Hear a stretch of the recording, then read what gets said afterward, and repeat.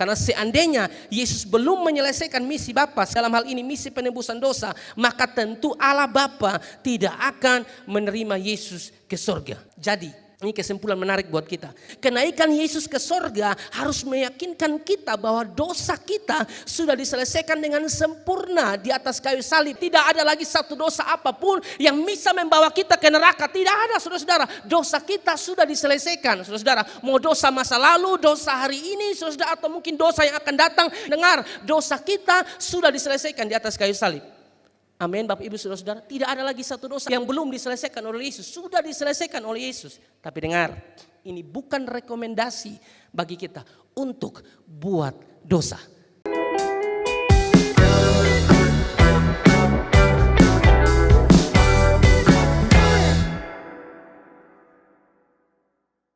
Mengapa Yesus harus naik ke sorga? Yang pertama, Bapak Ibu Saudara-saudara, mengapa Yesus naik ke sorga? Karena Yesus bukan dari dunia ini. Sekali lagi, mengapa Yesus naik ke sorga? Karena Yesus bukan dari dunia ini, saudara-saudara. Dia tidak dari sini. Perhatikan, bahwa Yesus naik ke sorga bukanlah suatu tindakan bepergian, tapi suatu tindakan kembali atau pulang. Karena memang Yesus berasal dari sana, dari sorga, bukan dari sini. Dia datang di sini, datang ke dalam dunia hanya untuk melakukan misi Bapa. Selesai, harus pulang, saudara-saudara. Dia dari sorga, bukan dari dunia. Berbeda dengan kita, Bapak Ibu Saudara-saudara, kita tidak cocok menggunakan kalimat kembali pulang ke sorga karena sebelumnya kita tidak pernah ada di sana. Kalimat yang tepat untuk saya dan saudara adalah pergi ke sorga jika kita percaya. Amin, Bapak Ibu. Kita akan pergi ke sorga bagi orang-orang yang percaya. Makanya kalau saudara mau klaim firman Tuhan, saudara mesti lihat saudara pun diri, percaya Yesus atau tidak. Evaluasi diri, percaya Yesus atau tidak. Kalau saudara percaya Yesus, kita ke sorga, Bapak Ibu Saudara-saudara. Jadi sekali lagi, mengapa Yesus naik ke sorga? Karena Yesus bukan dari dunia ini. Saya tunjukkan beberapa bukti. Yohanes pasal 6 ayat 38. Sebab aku telah turun dari sorga bukan untuk melakukan kehendakku, tetapi untuk melakukan kehendak Dia yang telah mengutus aku. Perhatikan ada kalimat sebab aku telah turun dari sorga, yang artinya memang Yesus bukan dari dunia ini. Jadi mengapa Yesus harus ke sorga atau mengapa Yesus harus naik ke sorga? Karena memang Dia bukan dari dunia ini, saudara. Lalu Yohanes 8 ayat 23, perhatikan lagi. Yohanes 8 ayat 23, lalu ia berkata kepada mereka, kamu berasal dari bawah, aku dari atas, kamu dari dunia, aku bukan dari dunia ini. Jadi memang sudah seharusnya dia kembali ke sorga karena dia memang berasal dari sorga. Jadi mengapa Yesus harus naik ke sorga? Karena memang dia bukan berasal dari sini, dia dari sorga. Amin, Bapak Ibu Saudara-saudara. Dia dari sorga yang rela datang ke dalam dunia. Kalau kita, setelah saya sampaikan ini bahwa Yesus dari sorga, saudara mungkin yang dengar baik-baik, saudara langsung mengucapkan terima kasih di dalam hati saudara. Aduh, terima kasih Tuhan. Dia ini pemilik sorga, dia nyaman di sana, harus datang ke dalam dunia hanya untuk menyelamatkan saya dan saudara. Itu luar biasa, saudara-saudara. Siapa sini yang hidup su enak, su nyaman, aman, ya keuangan sudah baik, sudah punya rumah, ya semakin hari semakin diberkati, lalu tiba-tiba Tuhan bilang kalau bisa tinggalkan semua, tinggalkan zona nyamanmu, lalu kamu harus turun untuk menjadi orang biasa. Saya pikir tidak ada yang mau, saudara-saudara, su nyaman ini. Tapi Yesus tidak, dia pemilik sorga, saudara-saudara, dia dari sorga, tapi rela datang ke dalam dunia hanya untuk menyelamatkan saya dan saudara. Makanya Filipi pasal yang kedua, saudara-saudara, Filipi pasal yang kedua, ayat 6, 7 sampai ayat yang ke-8. Ayat yang ke-6 mengatakan begini, yang walaupun dalam rupa Allah, sebenarnya teks ini kurang satu kata dalam bahasa Indonesia. Seharusnya yang walaupun ada dalam rupa Allah, tidak menganggap kesetaraan dengan Allah itu sebagai milik yang harus dipertahankan. Yesus itu Allah, saudara-saudara. Tapi rela saudara-saudara datang ke dalam dunia untuk menyelamatkan saya dan saudara. Lalu ayat yang ke-7 mengatakan melainkan telah mengosongkan dirinya, ya, dan mengambil rupa seorang hamba dan menjadi sama dengan manusia. Kata mengosongkan di situ, saudara-saudara, dari kata Yunani kenosis, saudara-saudara. Dia mengosongkan dirinya lalu datang ke dalam dunia. Tapi mengosongkan dirinya ini tidak bermaksud dia Allah lalu dia jadi manusia, dia Allah hilang. Bukan begitu saudara, karena banyak pengajaran di luar yang salah menerjemahkan kata kenosis ini saudara, sehingga mereka bilang waktu ada kata Yesus mengosongkan dirinya, artinya waktu dia datang sebagai manusia Tuhannya itu hilang, tidak sama sekali. Dia datang sebagai manusia, saudara-saudaraku yang kekasih, dia tetap Tuhan. Tuhan 100%, manusia 100%, itu natur Yesus, saudara-saudara. Lalu apa arti kata mengosongkan di situ, saudara? Kata mengosongkan di situ, saudara, mempunyai arti waktu dia jadi manusia, dia rela tidak pakai kealahannya. Dia rela tidak pakai kealahannya, saudara, ya. Makanya waktu Yesus lapar, dia makan. Waktu dia letih, dia lelah, dia tertidur, betul tidak? Waktu mereka ada di perahu, saudara, di kapal, ya, ombak begitu besar, Yesus tertidur. Kenapa? Letih, saudara, capek. Dan di situ juga saya mau kasih tahu saudara, ada poin penting di situ, ya. Murid-murid meskipun mereka punya pengalaman hebat, ya, di dunia nelayan, saudara, tapi mereka ketakutan waktu badai itu datang. Satu-satunya pribadi yang tidak bisa digoncang oleh badai hanya Yesus Kristus Tuhan. Dia tertidur aman. Badai tidak bisa membangunkan dia, badai tidak bisa menakutkan dia. Yang ada badai sebesar itu diam waktu dia bilang diamlah dan tenanglah. Amin, Bapak Ibu Saudara. Saya tidak bermaksud mengatakan kepada saudara kalau Yesus di dalam kita tidak ada masalah. Yesus di dalam kita tidak mungkin ada tantangan. Ada, saudara-saudara. Semakin bila Anda cinta Yesus, Anda akan menghadapi banyak tantangan dan penderitaan. Tapi dengar baik-baik, saudara, dengar baik-baik. Kalau ada Yesus di hidupmu, Dia akan menguatkan dan akan menolong setiap kita. Waktu Yesus lapar, Dia makan, saudara-saudara. Itu contoh bahwa Dia tidak memakai kealahannya, saudara-saudara, ya. Mau kemana-mana bisa saja dia ada. Mau pelayanan di mana? Kok Yesus bisa seada?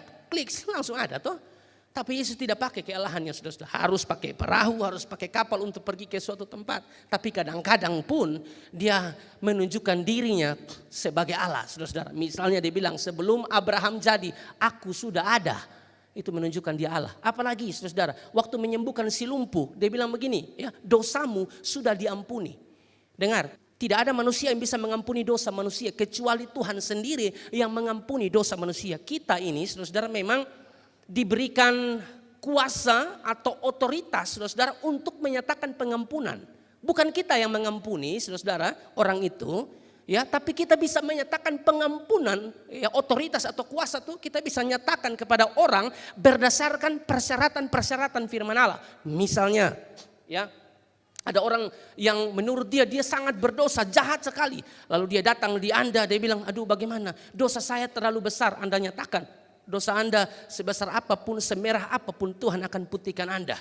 Ya, Anda pun kesalahan seperti apapun, 1 Yohanes 1 ayat yang ke-9 bilang datang kepada Tuhan, Dia akan mengampuni dosa kamu. Jadi begitu, bukan kita yang mengampuni dosa, Tuhan yang mengampuni dosa, tapi kita diberikan otoritas atau kuasa untuk menyatakan pengampunan kepada orang lain berdasarkan persyaratan-persyaratan yang ada di dalam kitab suci. Kira-kira demikian.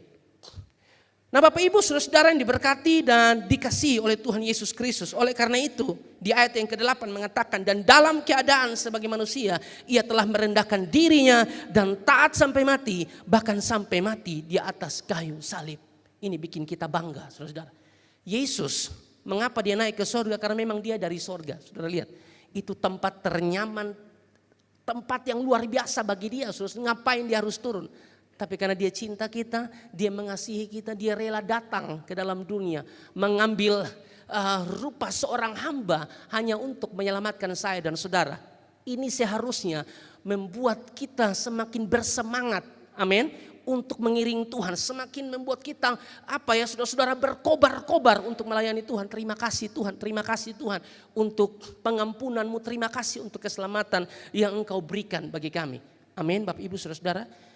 Itu yang pertama. Mengapa Yesus naik ke sorga? Karena Yesus memang dari sorga. Yang kedua, Bapak Ibu saudara-saudara, mengapa Yesus naik ke sorga? Karena pekerjaannya atau misinya dalam hal menebus dosa sudah selesai. Amin Bapak Ibu. Mengapa Yesus harus naik ke sorga? Karena pekerjaannya atau misi yang diberikan Bapa kepada Dia untuk melakukannya, dalam hal ini penebusan dosa, sudah selesai. Sehingga Dia harus kembali pulang saudara-saudara. Memang Yesus datang ke dalam dunia untuk tujuan itu, Bapak Ibu Saudara. Dan setelah semuanya selesai, ia harus kembali pada tempatnya yang sesungguhnya, yakni sorga. Dan Kristus yang kembali ke sorga harus tetap ada di sorga sampai pemulihan segala sesuatu. Perhatikan Kisah Para Rasul pasal yang ketiga ayat 21. Kisah Para Rasul 3 ayat 21 mengatakan begini, Kristus itu harus tinggal di sorga sampai waktu pemulihan segala sesuatu. Seperti yang difirmankan Allah dengan perantaraan nabi-nabinya yang kudus di zaman dahulu. Makanya Adam Clarke bilang begini saudara, ia telah naik ke sorga dan ia akan terus ada di sana sampai ia datang lagi untuk menghakimi orang yang hidup dan yang mati. Mengapa Yesus harus naik ke sorga? Karena pekerjaannya, misinya dalam hal penebusan dosa sudah selesai dan dia harus kembali. Makanya di dalam doa Yesus, ya, di dalam doa Yesus dalam Yohanes 17 ayat 4 dan ayat yang kelima, di dalam doa Yesus itu Yesus mendoakan murid-murid tapi juga mendoakan dirinya sendiri, saudara-saudara. Dia katakan seperti ini, aku telah mempermuliakan engkau di bumi dengan jalan menyelesaikan pekerjaan yang engkau berikan kepadaku untuk melakukannya. Amin. Bapak Ibu, di dalam doanya Yesus mengatakan, aku telah mempermuliakan engkau di bumi dengan jalan sudah menyelesaikan pekerjaan yang engkau berikan kepadaku untuk melakukannya. Sehingga di ayat yang kelima, saudara-saudara, dia katakan begini, oleh sebab itu ya Bapa, permuliakanlah aku padamu sendiri dengan kemuliaan yang kumiliki di hadiratmu sebelum dunia ada. Amin. Tugasnya sudah selesai dilakukannya dan dia harus kembali pulang ke sorga. Perhatikan di sini Bapak Ibu Saudara yang diberkati oleh Tuhan Yesus Kristus, ya. Kita tahu bahwa kalau seandainya Saudara, ya, seandainya Yesus belum menyelesaikan tugas itu, Saudara, dia belum bisa pulang. Kalau Yesus belum selesaikan itu, tapi kita tahu tugas itu sudah selesai. Di atas kayu salib Yesus bilang begini, sudah selesai. Sudah selesai semua, makanya dia harus pulang Bapak Ibu Saudara. Di dalam ayat 4 tadi, minta maaf kita lihat kembali Yohanes 17 ayat yang keempat dia bilang begini, aku telah mempermuliakan engkau di bumi dengan jalan menyelesaikan. Nah, kata menyelesaikan di sini Bapak Ibu Saudara, dia dari kata Yunani teleio. Kata teleio di situ Saudara sedang berbicara tentang menyelesaikan, menyempurnakan, menggenapi atau sudah mencapai tujuan. Itu sudah selesai pekerjaannya di bumi, misi Allah, misi Bapa yang diberikan kepada dia dalam hal penebusan dosa itu sudah selesai, saudara. Makanya dia berani berkata, permuliakanlah aku daripadamu. Amin, Bapak Ibu Saudara. Kita bandingkan dengan Yohanes 19 ayat 30. Perhatikan. Yohanes 19 ayat yang ke-30 mengatakan, sesudah Yesus meminum anggur asam itu, berkatalah ia, sudah selesai. Lalu ia menundukkan kepalanya dan menyerahkan nyawanya. Seandainya Bapak Ibu, seandainya Yesus belum menyelesaikan misi Bapa, ya, masih ada dosa yang belum terselesaikan, kira-kira begitu bahasanya saudara-saudara, maka tentu Bapa tidak akan menerima dia kembali ke sorga karena misi itu belum selesai. Tapi dari bacaan yang kita baca Yohanes 19 ayat 30 yang mengatakan kalimat ini sudah selesai, itu menyatakan bahwa tugas pekerjaannya sudah selesai di bumi, yang artinya bahwa misi penebusan itu sudah selesai dan Allah Bapa akan menerima dia kembali. Saudara, dia harus pulang kembali ke sorga. Karena seandainya Yesus belum menyelesaikan misi Bapa, sekali lagi dalam hal ini misi penebusan dosa, maka tentu Allah Bapa tidak akan menerima Yesus ke sorga. Amin Bapak Ibu Saudara. Jadi ini kesimpulan menarik buat kita. Kenaikan Yesus ke sorga harus meyakinkan kita bahwa dosa kita sudah diselesaikan dengan sempurna di atas kayu salib. Tidak ada lagi satu dosa apapun yang bisa membawa kita ke neraka. Tidak ada, saudara-saudara. Dosa kita sudah diselesaikan, saudara-saudara. Mau dosa masa lalu, dosa hari ini, saudara, atau mungkin dosa yang akan datang yang masih bisa kita lakukan. Dengar, dosa kita sudah diselesaikan di atas kayu salib.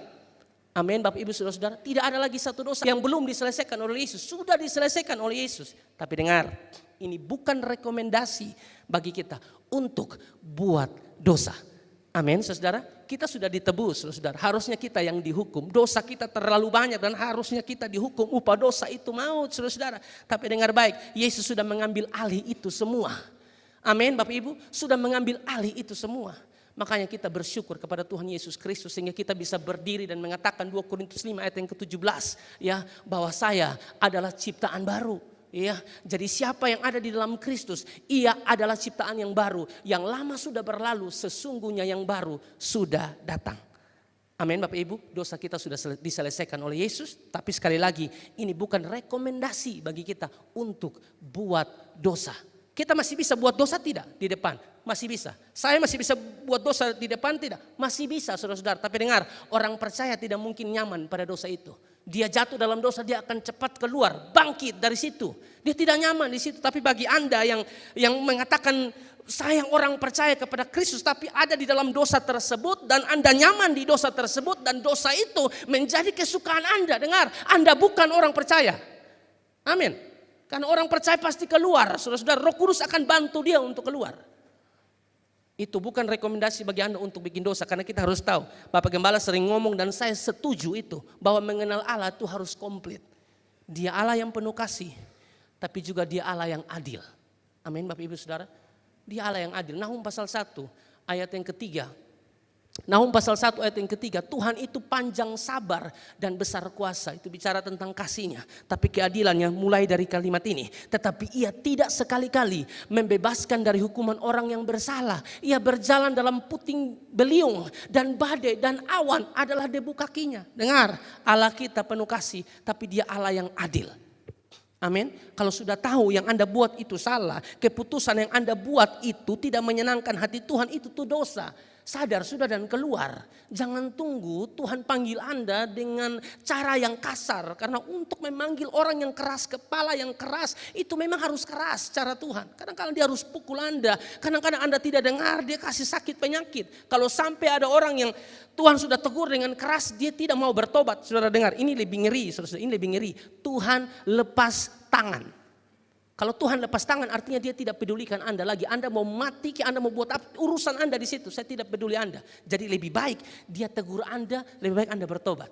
Tegurannya kan bisa melalui hamba Tuhan, bisa melalui suami, bisa melalui istri, bisa melalui anak, bisa melalui teman kantor. Tuhan bisa pakai siapa saja untuk menegur Anda dan memperbaiki Anda menjadi pribadi yang jauh lebih baik daripada sebelumnya. Amin Bapak Ibu Saudara-saudara. Dia Tuhan yang penuh kasih tapi dia adil. Kita lakukan segala sesuatu yang tidak menyenangkan hatinya, dia akan pukul kita Bapak Ibu Saudara-saudara. Makanya di dalam Yeremia 17 ayat yang ke-9 dan ayat yang ke-10 ya. Yeremia 17 ayat 9 dan ayat yang ke-10, di ayat ini menarik Saudara-saudara karena sedang mengatakan kepada kita bahwa yang kenal hati kita itu Tuhan. Suami atau istri ya dia mengenal tapi tidak sempurna, dia mengenal masing-masing pribadi. Dia tidak bisa lihat sampai kedalaman hati. Nah, yang bisa lihat sampai kedalaman hati itu cuma Tuhan. Perhatikan ayat ini. Betapa liciknya hati, hati itu licik saudara. Makanya kalau di muka tuh iba togor keba sayang mati tuh. Da sayang. Muka tambah berisi. Di mana sayang anak kisah? Selalu pakai kata sayang. Saudara hati-hati yang terlalu banyak kata sayang itu kadang-kadang omong kosong. Sayang muka kayak bersih. Muka kayak senang ada jerawat, lu balik dia, jerawat ada full. Muka tua, lihat ada orang yang begitu. Muka tua, pokoknya segala macam. Harus ada yang kurang saudara-saudara di mata mereka. Betapa liciknya hati-hati itu begitu. Tapi kita ini kan tidak tahu. Kita hanya lihat ya di luar sah. Karena dia sudah bilang kita sayang, itu kita semua terbang. Hati-hati dengan orang yang suka puji-puji kita, hati-hati. Apalagi ibu-ibu dong tuh. Kawan-kawan kantor yang puji sayang, nari beda. Minta maaf dia bukan pakai kata sayang. Ibu nari beda. Aduh, kan perempuan kalah. Perempuan tuh kalah di telinga, hati-hati. Langsung hancurkan begitu. Ya. Orang puji sedikit susun bisa-bisa. Makan siang di mana sayang, dia akan traktir. Kan kita kan begitu. Mau dipuji, tapi hati-hati loh saudara. Ada orang-orang yang dekat dengan kita itu licik. Licik. Makanya saya sering buat satu quotes begini, tidak semua orang yang mendekat itu punya agenda yang benar. Tidak semua orang yang mendekat itu punya tujuan yang benar. Tidak semua. Makanya hati-hati. Dari awal tuh cek. Berdoa. Jangan terlalu percaya orang juga. Saya ini teman banyak, tapi hanya beberapa teman yang saya masukkan di dalam ring saya. Karena saya tahu ini teman-teman selalu dekat dengan mereka tuh saya selalu dapat sesuatu. Saya kalau dekat dengan orang, saudara-saudara, apalagi dia pintar, itu saya akan berusaha untuk dapatkan sesuatu dari dia. Saya akan gali dengan cara saya tanya ini, tanya itu. Sebenarnya saya sudah sedikit tahu, tapi saya tanya lagi supaya karena dia sekolah lebih tinggi dari saya harus tanya supaya saya lebih tahu. Kira-kira begitu. Ini bagaimana? Ini bagaimana? Dibawa dalam konteks rohani bagaimana? Saya tanya, saudara-saudara. Kadang-kadang kita nih memang tidak disukai dan memang tidak berkembang karena kalau kita ada di mana kita selalu merasa diri kita lebih baik dari orang lain, lebih pintar, lebih hebat. Kamu tidak akan berkembang. Kamu mau jadi orang bijak, dekat dengan orang bijak dan rendah hati di situ kau dengar. Jangan bikin diri kayak paling mengerti, paling jago, paling pintar. Padahal bodok memati. Kalau bodok nah dengar orang ngomong. Kalau orang pintar saya akan, pokoknya bukan diri bodok. Memang saya cuma mengerti saya harus dengar, ini maksudnya ini. Supaya saya tidak salah. Takutnya saya khotbah saya pakai data yang dia jelaskan ke saya ternyata maksudnya data yang saya paham menurut saya itu sebagus ternyata salah. Setelah saya dengar dia ngomong kira-kira begitu. Jadi hati-hati saudara. Di dalam satu perkumpulan hati ini licik saudara. Dia bilang Anda tambah muda. Bayangkan seumur 50 nih. Beda. Kuat. Saudara jangan terpancing. Ujung-ujung dia bilang kalau ada uang sedikit lihat. Makanya tidak semua orang yang mendekat itu punya agenda yang benar. Hati-hati. Kadang-kadang itu hanya untuk memanfaatkan. Amin. Makanya saudara kita ini mesti seperti ini. Seperti flash disk tuh. Kalau flash disk saudara masukkan di komputer, di PC atau di laptop. Dan laptop itu saudara-saudara ada antivirus. Dia akan cepat baca. Betul tidak? Dia akan cepat baca. Ini ada virus di sini. Ada virus di sini. Nah kita ini mesti dekat dengan Tuhan, belajar firman Tuhan sungguh-sungguh ya saudara. Supaya ada orang yang dekat dengan kita, kita langsung tahu ini tulus atau tidak tulus. Jangan tapi itulah mereka kalau datang tuh langsung memulai dengan pujian. Tambah cantik, tambah ganteng, badan tambah bagus, ramping. Apalagi kita ini haus pujian, jangan begitu saudara. Orang yang model begini gampang orang kasih bodoh. Gampang, puji sedikit sudah itu disepi itu. Angka sedikit disepi itu. Padahal orang angka nih, yang angka dia nih, dia ada punya maksud supaya dapat keuntungan. Ini orang model begini tidak tulus, saudara. Dalam satu hubungan, relationship Anda, pertemanan Anda, dasarnya itu harus tulus, bukan cari keuntungan. Amin.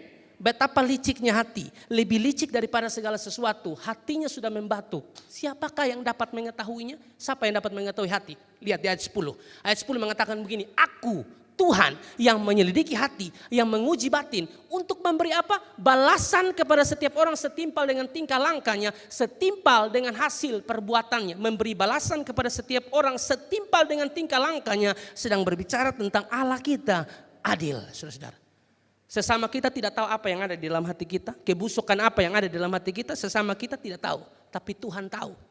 Dan kalau Anda tidak bertobat, Dia akan pukul Anda. Dia akan hajar Anda kalau Anda tidak bertobat, saudara-saudara. Amin, Bapak Ibu saudara-saudara. Tuhan kenal sampai kedalaman hati. Itulah beda Tuhan dengan manusia. Manusia hanya di luar sah. Tuhan sampai kedalaman hati, saudara-saudara. Wahyu pasal yang ketiga ayat 19 pun mengatakan demikian. Ya, barang siapa kukasihi, ia kutegur dan kuhajar. Sebab itu relakanlah hatimu dan bertobatlah. Amin Bapak Ibu, dosa kita sudah diselesaikan. Mau dosa hari ini, dosa masa lalu, dosa hari ini atau dosa yang akan datang yang masih bisa kita lakukan, Tuhan sudah selesaikan. Tapi ingat, ini bukan rekomendasi untuk kita buat dosa. Karena kalau kita buat dosa, Tuhan pasti hajar kita, Bapak Ibu saudara-saudara. Mazmur 62 ayat yang ke-12. Mazmur 62 ayat 13 ya. Dan daripadamu juga kasih setia ya Tuhan, sebab Engkau membalas setiap orang menurut perbuatannya. Jadi sekali lagi Bapak Ibu saudara-saudara, kenaikan Yesus ke sorga meyakinkan kita. Jadi sekali lagi kenaikan Yesus ke sorga meyakinkan kita bahwa dosa kita sudah diselesaikan dengan sempurna. Sehingga kita bisa berdiri dan berani berkata dengan satu keyakinan iman yang pasti bahwa kita telah dibeli dan harganya telah lunas dibayar. 1 Korintus pasal yang ke-6 ayat 20 mengatakan demikian. Sebab kamu telah dibeli dan harganya telah lunas dibayar. Ini bukan kredit, sudah lunas dibayar. Karena itu muliakanlah Allah dengan tubuhmu. Senada dengan 1 Korintus 7 ayat ayat 23 mengatakan, kamu telah dibeli dan harganya telah lunas dibayar. Karena itu janganlah kamu menjadi hamba manusia, tapi menjadi hambanya Tuhan Yesus Kristus. Hamba, kalau kita bicara tentang hamba, saya tambahkan sedikit. Kalau kita bicara tentang hamba itu selalu bicara tentang pengabdian. Amin Bapak Ibu. Saudara omong hamba tapi tidak ada pengabdianmu kepada Tuhanmu, Anda tidak bisa atau tidak layak menyebutkan diri Anda hamba. Hamba itu harus menunjukkan pengabdian Anda. Pada zaman itu, hamba kalau sudah dibeli oleh Tuhan, maka hamba itu tidak punya hak lagi atas dirinya sendiri. Yang punya hak atas dirinya sendiri adalah si Tuhan yang telah membeli dia. Itu hamba pada waktu itu, atau doulos, budak. Nah kita ini kan budaknya Kristus. Kita ini hambanya Kristus karena dia sudah tebus kita di atas kayu salib. Artinya saudara-saudara bahwa kita harus mengabdi kepada Tuhan kita. Amin saudara, apapun yang ada di dalam kehidupan kita, kita pakai semaksimal mungkin saudara-saudara. Ya, mulut kita, kaki kita, kendaraan kita, kekayaan kita, kita pakai saudara-saudara untuk hormat dan kemuliaan nama Tuhan. Jadi sekali lagi Bapak Ibu Saudara, mengapa Yesus naik ke sorga? Hal itu menunjukkan bahwa misinya telah selesai dan dia harus kembali ke sorga. Dan kabar gembiranya, ini kabar gembiranya. Mengapa Yesus naik ke sorga? Hal itu menunjukkan bahwa misinya telah selesai dan dia harus kembali ke sorga. Dan kabar gembiranya saudara-saudara, Yesus mengatakan bahwa di mana aku berada, di situ pun kamu akan berada.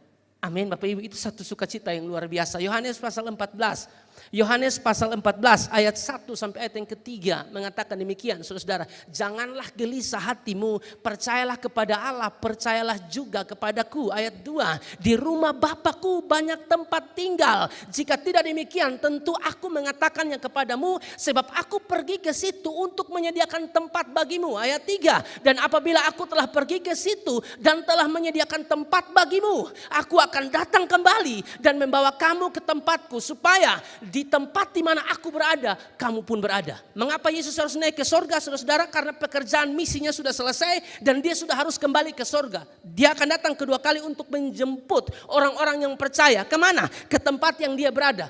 Sorga saudara-saudara. Amin Bapak Ibu saudara-saudara. Tapi perhatikan di ayat 1 itu. Ayat 1 itu yang menjadi kata kunci. Percayalah kepada Allah, percayalah juga kepadaku. Bagaimana mungkin kita bisa pergi ke tempat yang Yesus janjikan, sorga yang dia janjikan tanpa percaya? Itu tidak mungkin. Amin Bapak Ibu Saudara, tidak mungkin. Percaya kepada Yesus dengan sepenuh hati kita, dengan segenap hati kita. Di rumah Bapakku banyak tempat tinggal dan di situ aku menyediakan tempat itu bagi kamu. Saya akan datang kembali dan menjemput kamu ke sana. Bersyukur tidak saudara, kita punya Tuhan yang hebat. Kita bersyukur punya Tuhan yang hebat.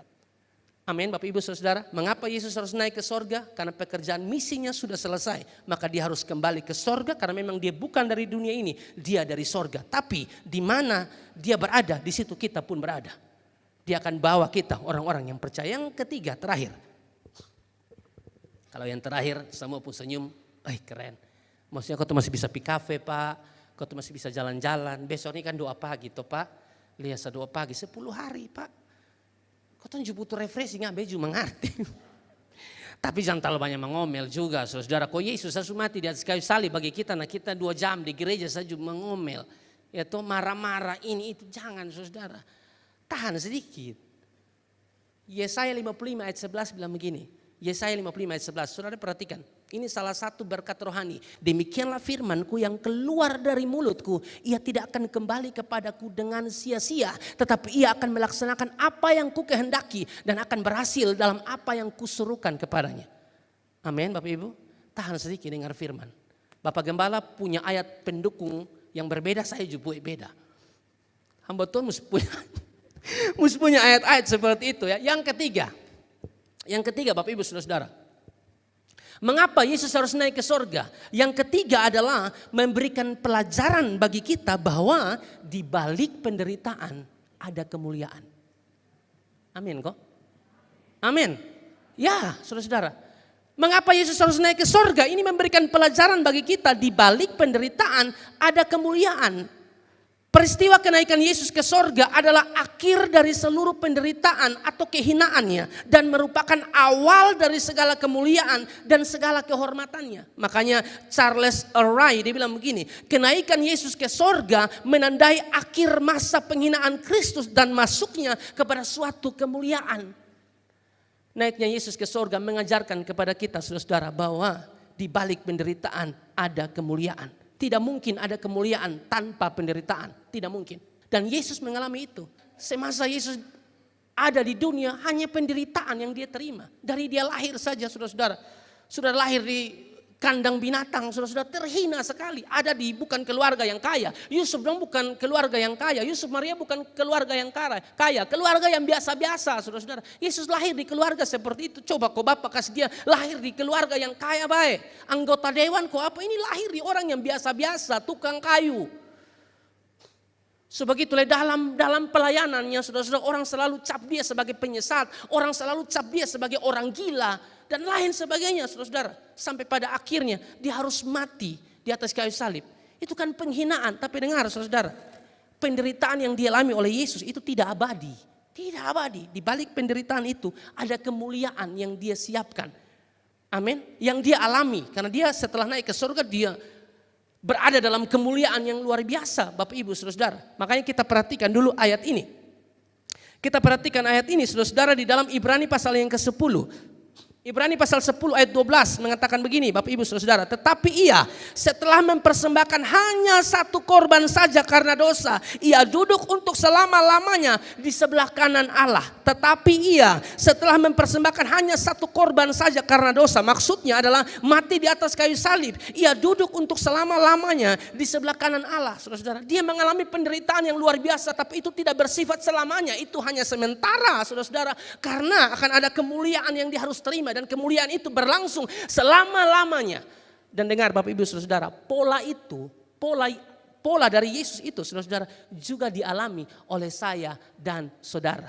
Kalau guru kita seperti itu, bagaimana kita tidak seperti itu? Kalau Tuhan kita mengalami penderitaan, bagaimana mungkin kita tidak mengalami penderitaan? Tapi dengar, di balik penderitaan ada kemuliaan besar. Tidak mungkin ada kemuliaan tanpa penderitaan.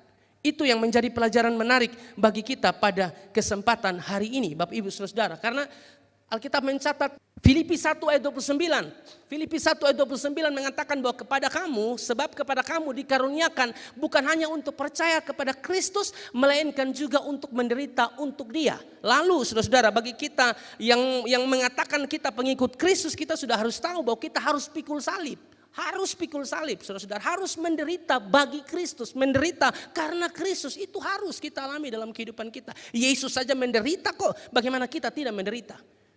Semua kita juga pasti menderita, tapi dengar baik Bapak Ibu saudara bahwa penderitaan yang kita alami sekarang itu penderitaan ringan saudara. Penderitaan yang kita alami sekarang itu penderitaan yang biasa saudara-saudara ya. Kita akan kuat menghadapi penderitaan itu kalau kita nih sudah dapat kepastian, saudara, bahwa kita nih selamat. Amin. Bagi kita yang percaya Yesus, kita nih selamat. Hanya saja Bapak Ibu Saudara, kita masih ada di dalam dunia, sehingga dalam perjalanan kehidupan kita tuh ada penderitaan, ada tantangan, ada pergumulan, ada sakit penyakit dalam perjalanan kehidupan kita. Tapi tetap kuat sampai akhir. Karena Anda mati itu sorga pasti. Pasti sorga. Kok itu yang dia janjikan ya, kemana aku pergi di situ kamu pun berada. Saya akan naik ke sorga menyiapkan tempat bagi kamu. Kalau saudara dan saya orang percaya. Amin Bapak Ibu Saudara. Saya kasih contoh beberapa waktu yang lalu. Misalnya saja Bapak Ibu Saudara, kita dijanjikan uang. Dijanjikan uang 1M.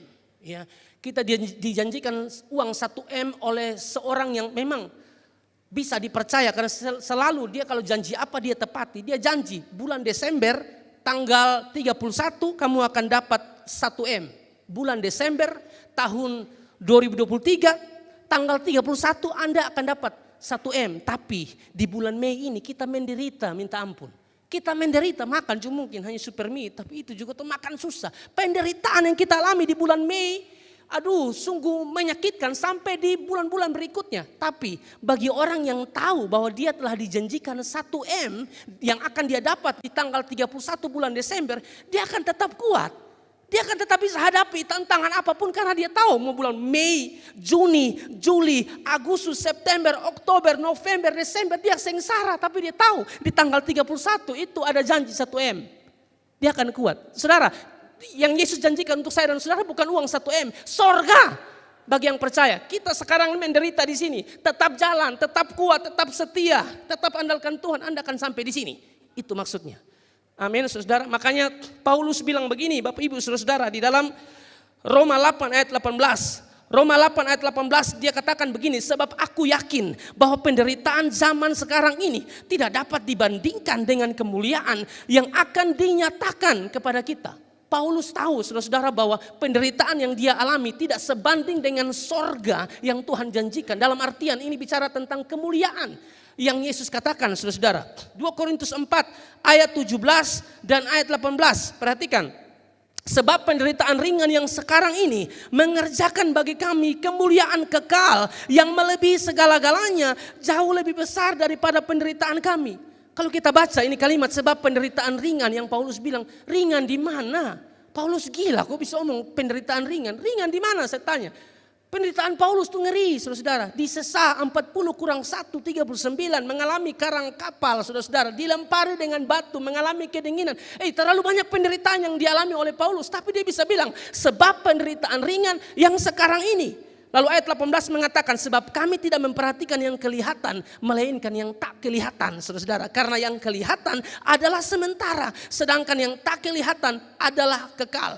Dari bagian ini Bapak Ibu Saudara, Rasul Paulus melihat bahwa penderitaan mereka sedang membawa mereka menuju sorga. Dan bahwa pada akhirnya segala penderitaan itu berhenti juga. Amin Bapak Ibu, seperti Yesus penderitaannya itu berhenti juga. Mengalami kemuliaan, kita pun akan mengalami itu. Tapi sekarang kita masih ada di dunia dan kita harus menderita karena Kristus atau menderita bagi Kristus. Tetap kuat di dalam Tuhan Bapak Ibu Saudara. Karena sekali lagi penderitaan yang sedang kita alami sekarang, pergumulan yang kita sedang hadapi sekarang itu tidak sebanding dengan sorga yang dia janjikan saudara. Ya. Dia mau supaya fokus kita bukan pada penderitaan, fokus kita bukan pada uang kurang, fokus kita bukan pada hal-hal yang ada di dunia sini. Fokus kita jangan di situ, fokus kita tuh harus lebih jauh. Fokus kepada sorga, kepada kemuliaan yang dijanjikannya. Makanya Paulus bilang di dalam 2 Timotius 1 ayat 12. 2 Timotius 1 ayat 12. Itulah sebabnya aku menderita semuanya ini. Tetapi aku tidak malu karena aku tahu kepada siapa aku percaya. Dan aku yakin bahwa dia berkuasa memeliharakan apa yang telah dipercayakannya kepadaku hingga pada hari Tuhan. Perhatikan kalimat ini menarik. Itulah sebabnya aku menderita semuanya ini. Tetapi aku tidak malu karena aku tahu kepada siapa aku percaya. Amin Bapak Ibu, saudara pun demikian. Kita tahu kepada siapa kita percaya. Amin. Kita sedang percaya bukan Allah yang mati, Allah yang hidup. Kita sedang percaya Allah yang dengar seruan kita, bukan Allah yang tuli. Amin Bapak Ibu. Kita bangga punya Tuhan yang hebat.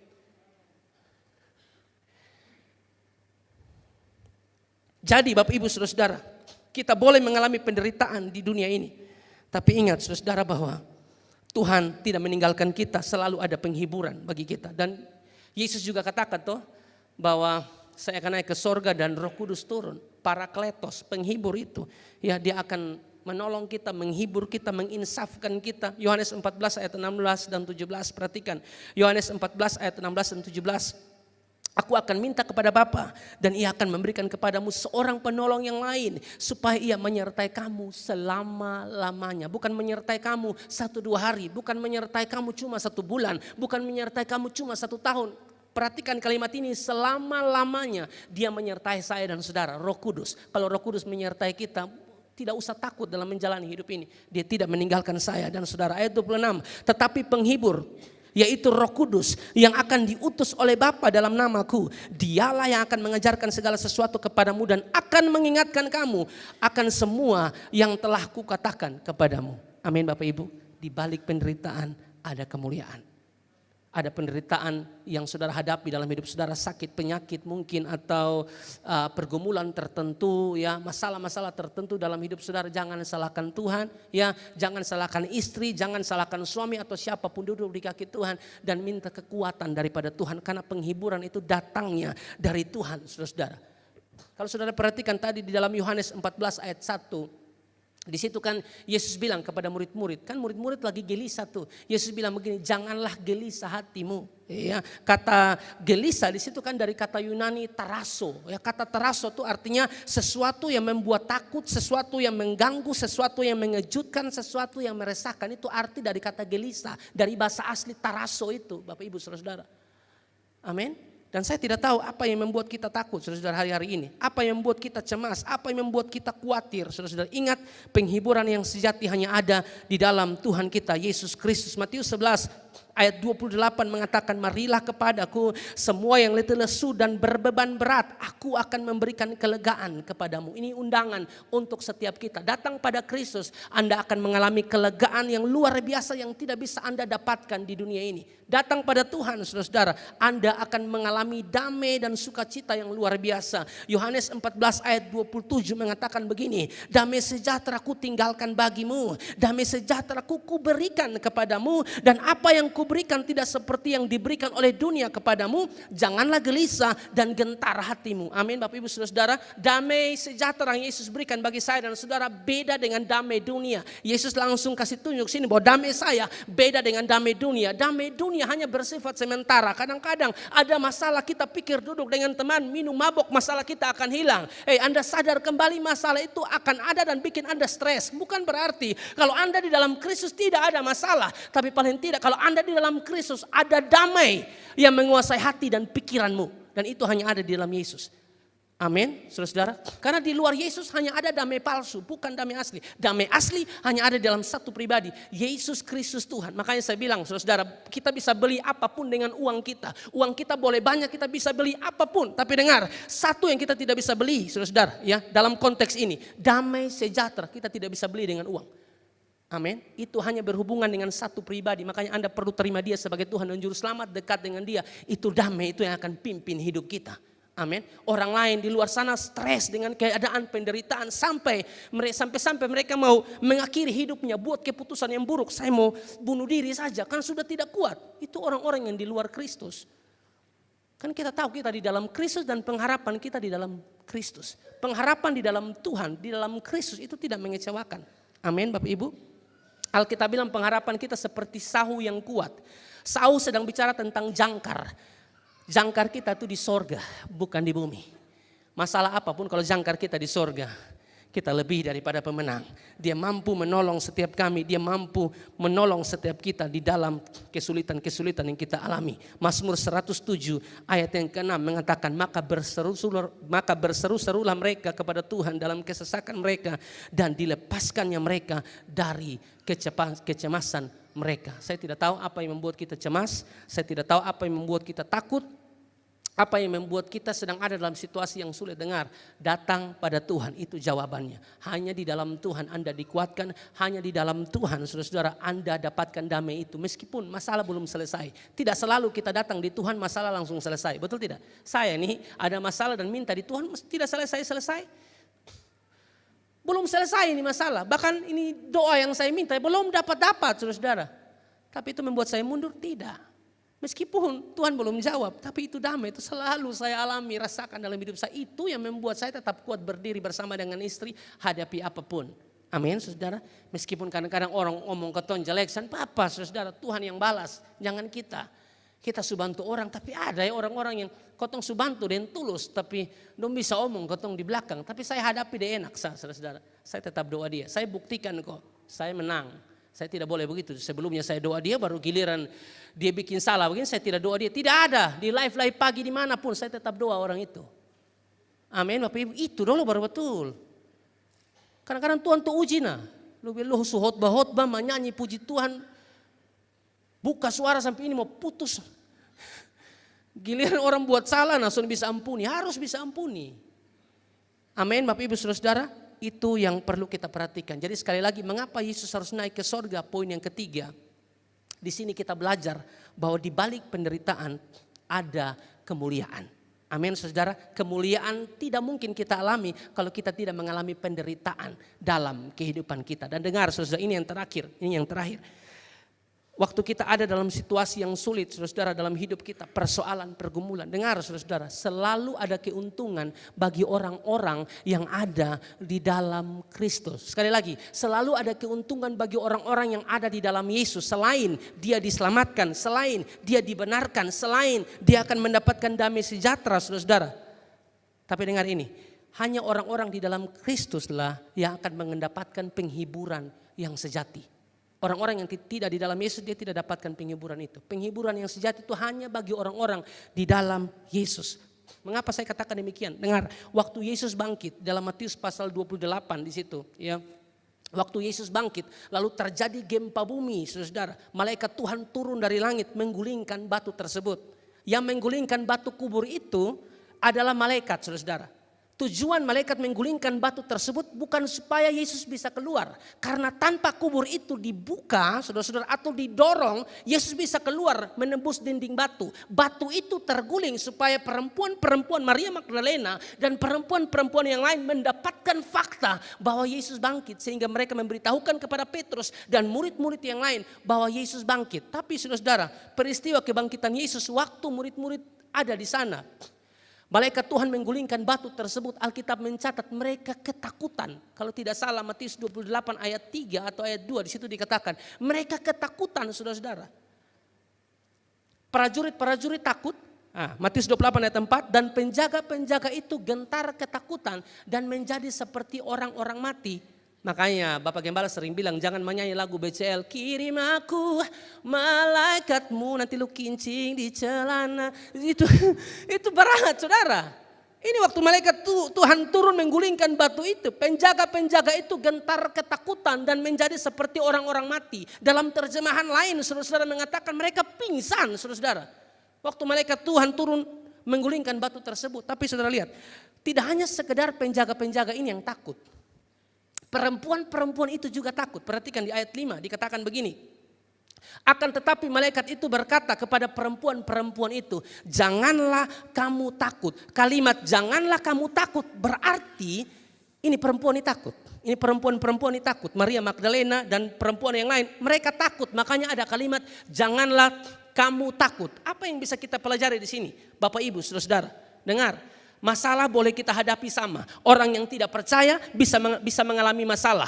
Orang yang tidak percaya bisa mengalami kesedihan. Orang yang percaya pun bisa mengalami masalah. Bisa mengalami kesedihan, saudara-saudara. Tapi dengar, untuk penghiburan hanya diberikan bagi orang percaya. Perhatikan di sini, saudara. Waktu malaikat Tuhan bilang janganlah takut, itu tidak tertuju kepada prajurit-prajurit. Saudara baca sudah, saudara tidak temukan itu di bagian paralel. Saudara tidak akan temukan kalimat janganlah kamu takut kepada penjaga-penjaga atau prajurit-prajurit itu. Kalimat janganlah kamu takut hanya kepada perempuan-perempuan itu yang adalah perwakilan dari orang percaya. Jadi Bapak Ibu saudara, kalau kita sedang mengalami penderitaan dalam hidup ini, jangan takut. Yesus bilang jangan takut, aku ada dan menyertai kamu.